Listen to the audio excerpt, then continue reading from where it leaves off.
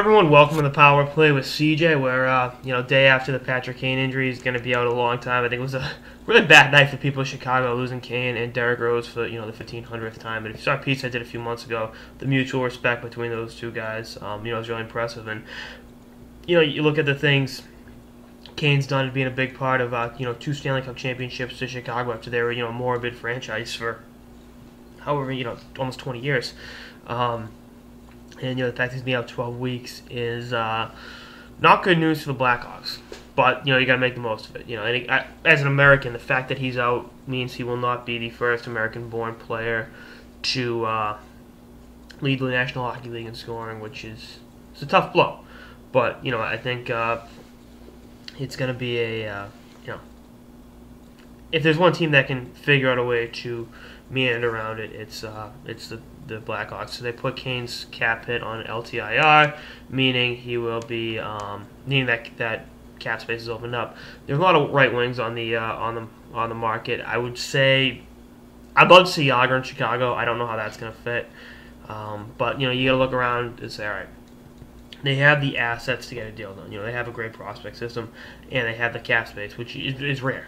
Chicago won't have cap space like this for a long time because I've talked about it, a couple hundred times. The extensions for Kane and Taves are kicking in next season, and it's going to be a tough blow to keep a lot of the guys around, and guys like Prince Seabrook and Patrick Sharp, could see themselves priced out of town, which is unfortunate because they've been important parts of the team's success over the years. But let's look at the big picture here. The Blackhawks have, I think, the playoffs start in 7 weeks, so optimistically you get him back in the second round. Optimistically, if he's out, they said anywhere between like 8 and 12 weeks. I'm conservative; it's 12 weeks.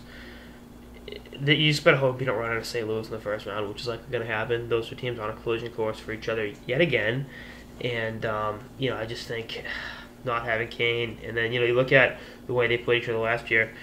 The Blackhawks will be without Kane, and the Blues will have added Stastny, and that's a tough hill to climb. So. I know one of the Barstool bloggers, and he had the preface of it's not going to happen, but if they could use their assets, trade for Phil Kessel, get Kane back in the playoffs, go for it, and then move Kessel this offseason, that would be kind of funny. Again, not going to happen, but kind of interesting to think about. But I just think if they can figure out a way to keep their head above water for the rest of the regular season and go from there.